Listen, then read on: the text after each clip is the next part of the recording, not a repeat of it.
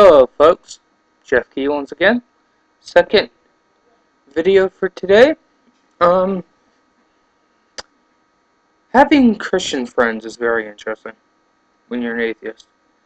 Hung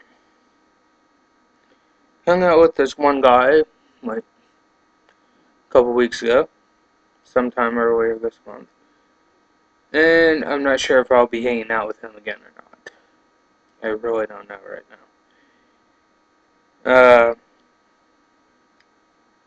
He wants to start up some kind of Bible study, which, if you're into that thing, that's fine. That's okay.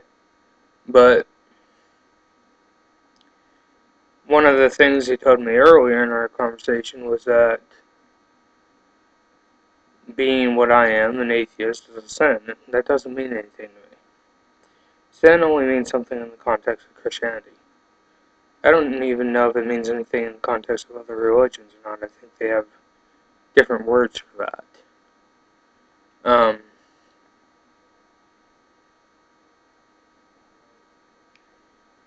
And then later on, we got into a discussion about angels and demons and shit like that. And he got mildly upset about the fact that I was questioning where demons came from and all that shit, And then he got really intensely kind of pissed off there for a minute when I started drawing little connections between astrology and stuff that's written in the Bible. And for those who aren't aware of what I'm talking about is a lot of times we'll have symbols for the four Gospels, like, try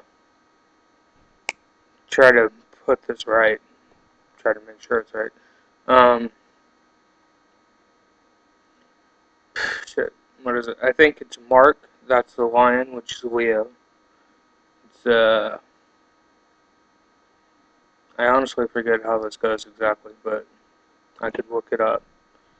But Mark is the lion, which is Leo.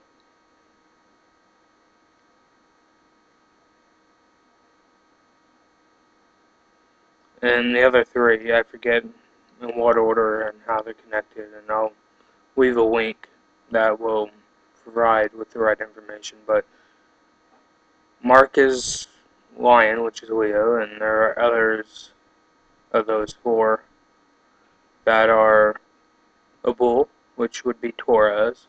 There's one which is eagle, which would be the higher manifestation of Scorpio. There's one which is an angel, which would be the higher manifestation of Aquarius, which is what I am. And I find that interesting. I find it kind of amusing, honestly. The 12 tribes of Judah, the 12 disciples, all that shit, The creatures in heaven that are supposed to have a face of a man, face of a lion, the face of an eagle, and the face of a bull.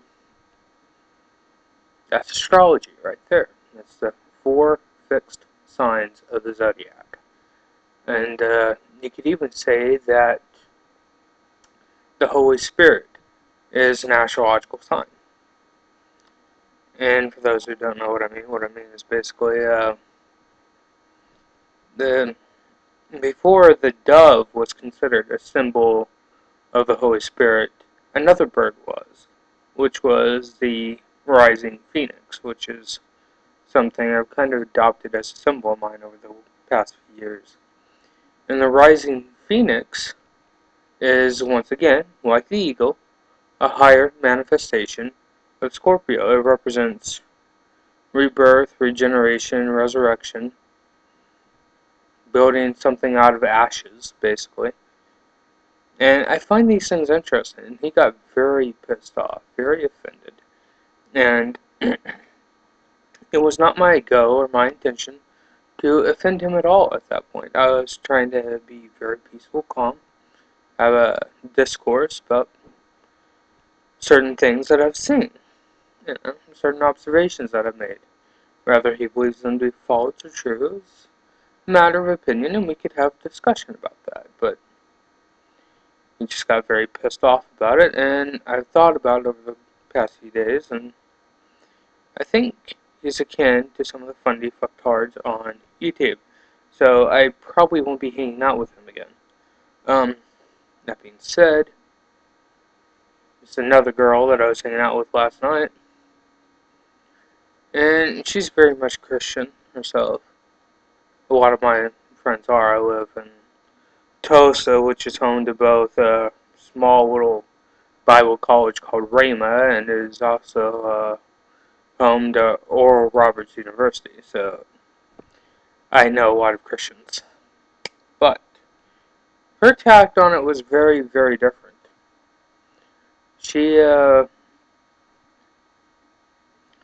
seemed interested. She seemed excited to have somebody around that had such a different view on things. She just seemed to find me a very interesting, curious person. She wanted to ask me a lot of questions and have discussion. With her, I'm definitely open to having discussions many, many times. So it's just interesting, you know.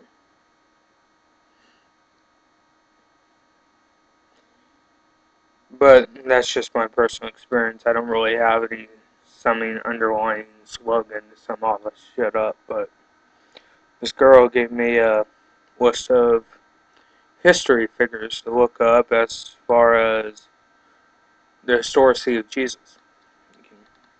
Anybody who might actually watch this and have a few ideas, I would love to hear what you have to say. But I'm looking at this list right now, and from what I've been able to tell from it, none of it proves anything. And the biggest reason why is either they're going off of what they've been told, Christians base their own beliefs on, it's a forgery, or in some cases it was a name like Christus, or Christus, or basically it's Chrestus, or something like that, which is a Roman name, or was a Roman name. And basically the historical accuracy is based on the misunderstanding that this is not a misunderstanding of Christus. That they're two different names. Actually, one isn't a name at all. Christ is not a name. It's a title. It means anointed one. In that sense, every baby in a Catholic synagogue is a Christ. And so is David in the Old Testament. Because all it means is anointed one. Of course, the interesting thing was the only person who anointed Christ in these stories anyway was Mary Magdalene. It's just interesting sometimes, isn't it? But